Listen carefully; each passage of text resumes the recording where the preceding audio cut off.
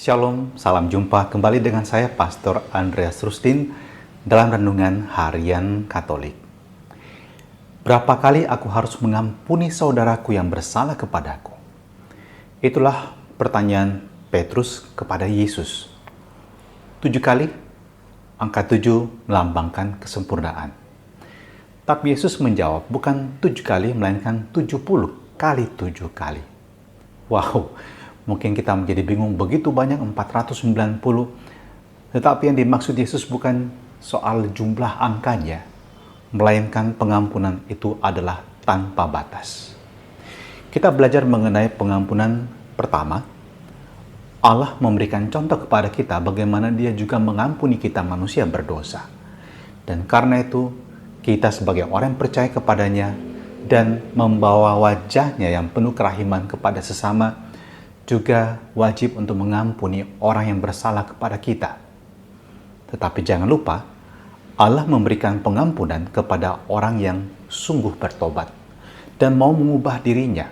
Kalau kita membaca kitab suci, kitab perjanjian lama sekalipun, di sana Anda menemukan bahwa kemurahan hati Allah, kerahimannya ditunjukkan kepada mereka yang sungguh-sungguh mau berubah hidupnya.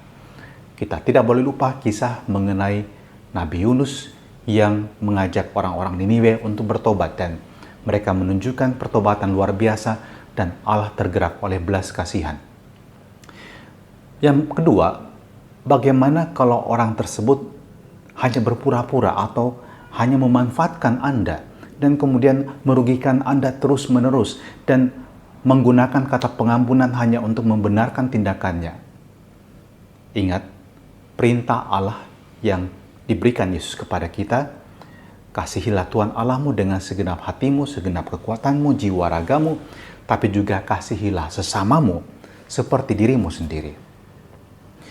Jika Anda mencintai diri Anda harus memproteksi diri Anda. Anda tidak akan membiarkan diri Anda menjadi korban dari orang yang memanfaatkan Anda. So, pengampunan diberikan kalau dia betul-betul mau bertobat dan menunjukkan pertobatan tersebut, bukan sebuah kepura-puraan. Dan yang tidak kalah pentingnya adalah bahwa jika Anda merasakan Anda memiliki kemarahan tertentu saat ini pada seseorang, mungkin Anda sudah tidak punya kontak dengan dia lagi, tapi Anda masih menyimpan dendam, Anda terus mengingat-ingat dalam diri Anda mungkin bermimpi tentang dia, Anda sedang dihantui oleh kebencian Anda harus belajar ini, melepaskan itu.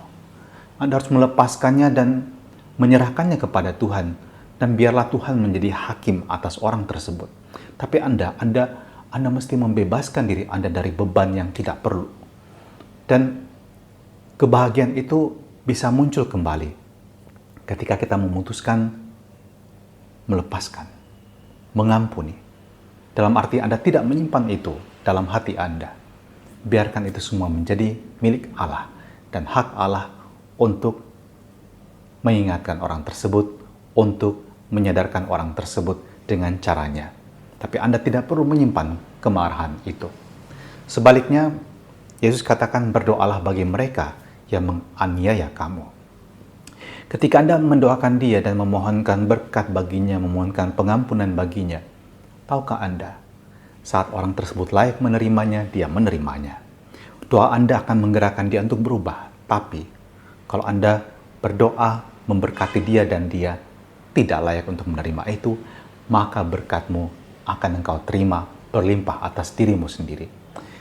Maka kita belajar dari firman Allah hari ini, membuka hati seperti Allah yang murah hati dan maha rahim. Tapi juga di sisi yang lain, kita belajar untuk mencintai diri kita dan menjaga diri kita juga, agar kita tidak terluka terus-menerus dengan perbuatan orang yang tidak bertanggung jawab sama sekali dan justru senang melihat kehancuran hidup kita. Dan mari kita bersama-sama mohon berkat untuk diri kita, dan semoga berkat Allah ini menguatkan dan menyertai kita dalam nama Bapa dan Putra dan Roh Kudus. Amin.